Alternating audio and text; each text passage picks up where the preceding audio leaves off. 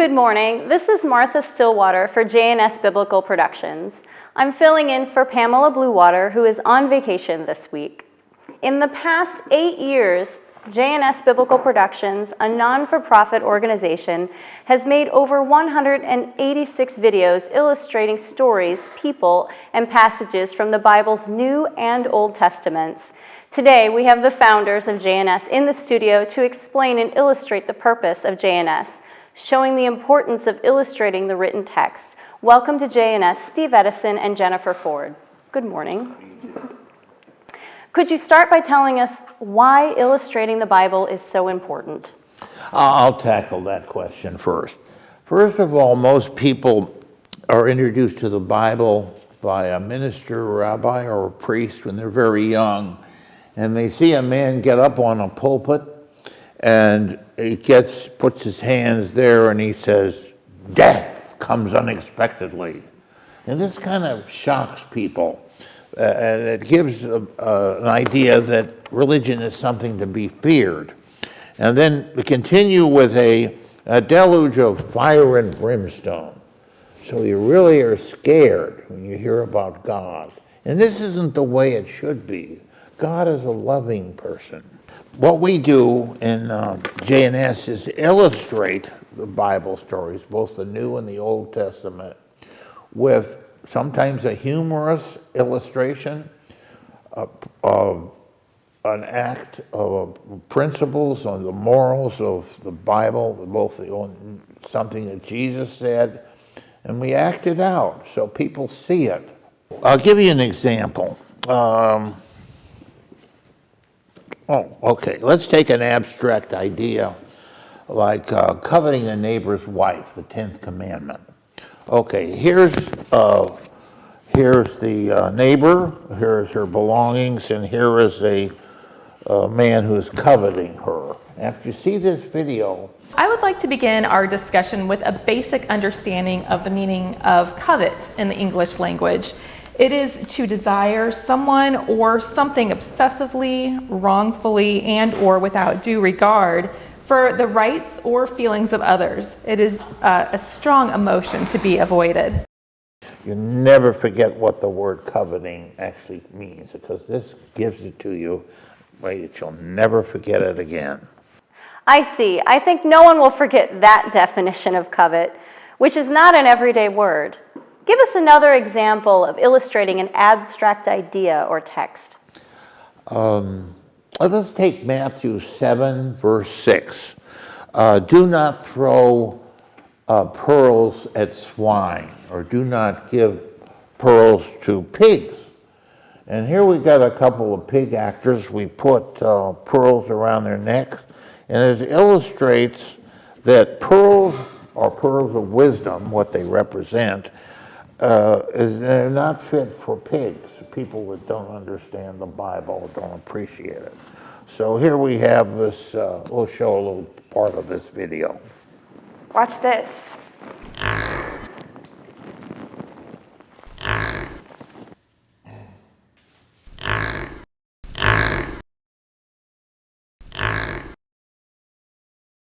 That's ridiculous.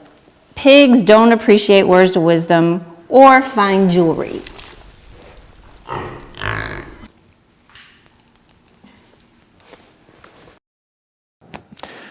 We have another one that illustrates an abstract idea. Oh, this isn't abstract. This is Noah, interview after the flood, explaining what his covenant with God is. And it shows the animals coming out of the ark. This is very popular. Yes, I see. Jennifer, what is your particular job or part in all this? Yes, well, it's important to get the Word of God out in the public video form and making sure it's accurate. And the video portrays the Bible passage or story in context. The lessons of the story or passage should be clear for all ages and audiences, like children and adults both. That way it's clear wording that is easy to understand by everybody. Some Bible language can be out of date to a modern person in the 21st century, like the King James translation. Would you give us an example of that? The term levirate marriage is used in the Old Testament in the stories of Tamar and Ruth. Tamar explains the meaning of this term clearly in our video of her. Would you explain your law and where it's written? Certainly. It's all in the Laws of Deuteronomy, chapter 25, verses 5 through 10. I'll read you a little bit of it.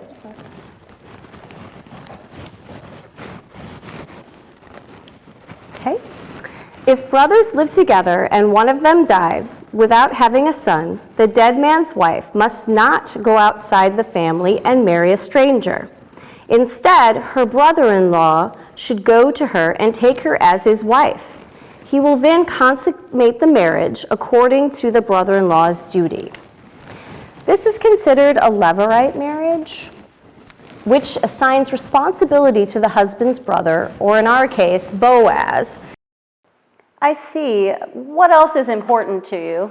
Oh, well, what is really important? We get 3 of these out a month.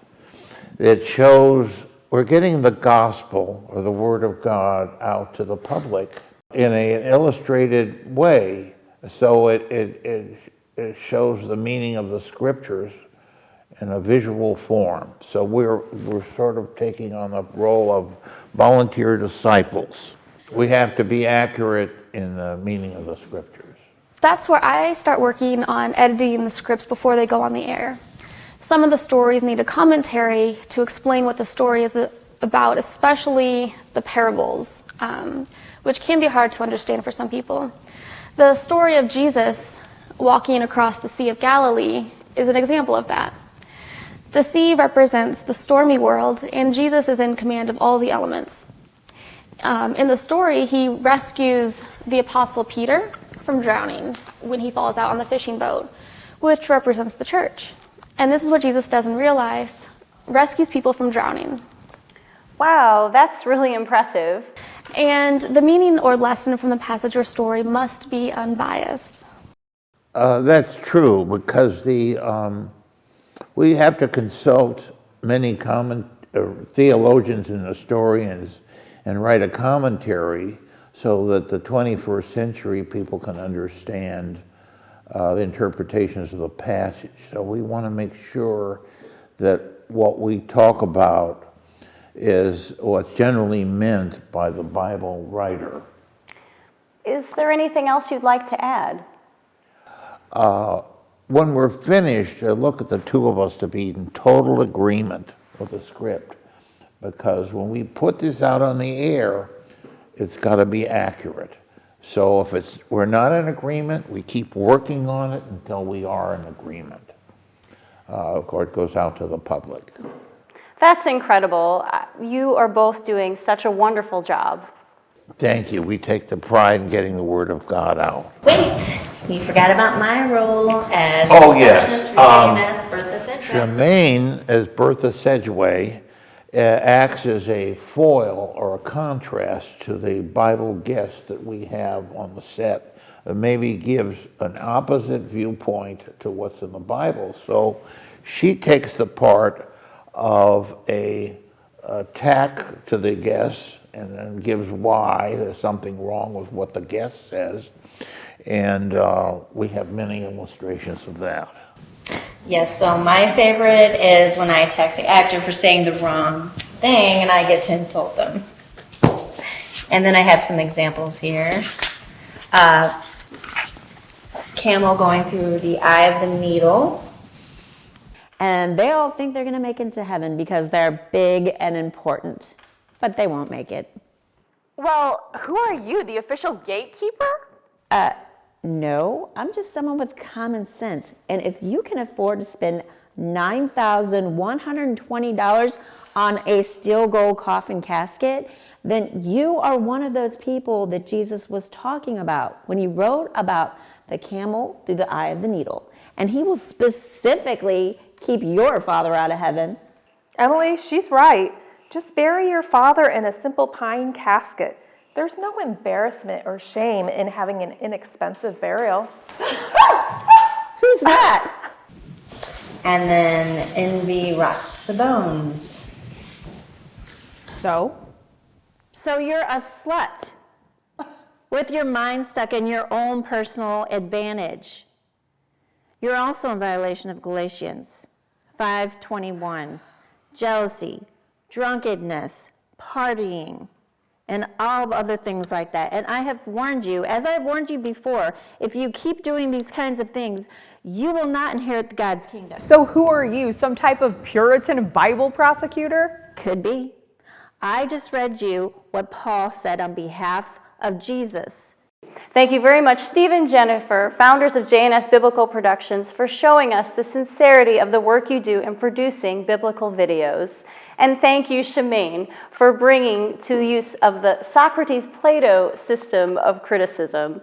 This is Martha Stillwater for J&S saying to everyone, you should watch nearly all 200 videos by J&S Productions. Good morning.